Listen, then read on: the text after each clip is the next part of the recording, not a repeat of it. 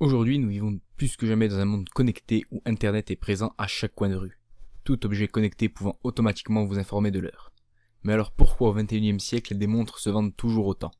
Pourquoi des produits ont encore des systèmes manuels et automatiques à des prix toujours plus astronomiques?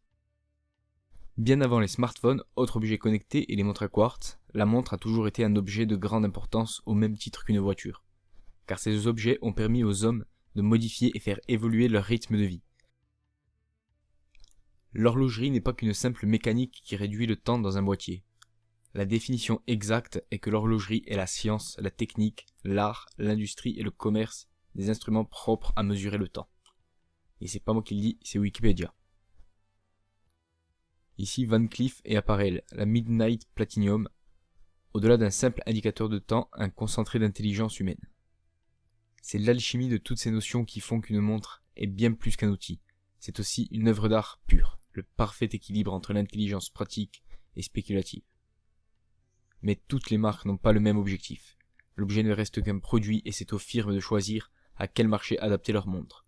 D'où la production de simples montres à quartz, sans réelle valeur, de montres connectées pour réduisant le temps à une application, mais aussi de montres automatiques et mécaniques souvent plus abouties, d'où des prix supérieurs de par la qualité, la recherche, le design, les matériaux et l'aura de la montre.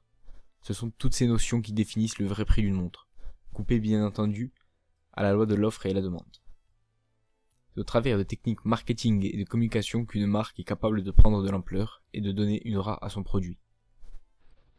Comme a pu le faire Rolex avec la Speedwheeler Deep Sea, dont le premier prototype fut utilisé par James Cameron lors de sa descente dans la fosse des Mariannes, alors que la montre était accrochée à l'extérieur du sous-marin. Et c'est grâce à ces techniques de publicité horlogère que de plus en plus d'amateurs de montres se penchent sur des modèles spécifiques, ce qui inclut donc une augmentation des prix due au fait des faibles quantités des stocks de montres. Un exemple récent est celui de la nouvelle GMT Master 2 de chez Rolex, qui, en sortant en début d'année 2018, était affichée à 8500 € et qui, en l'espace de quelques mois, s'est retrouvée avec une plus-value de 10 000 €, car quasiment introuvable en boutique Rolex, seulement sur le marché gris, où les revendeurs gonflent les prix, ceci étant l'implacable loi de l'offre et de la demande. Un autre exemple comme les Patek Philippe, qui sont fabriqués en plus petite quantité que les Rolex, ce qui peut donner des augmentations comme pour une Patek Philippe Nautilus de plus de 30 000 € en 5 ans. À se demander si la spéculation horlogère n'est pas égale à celle de l'immobilier.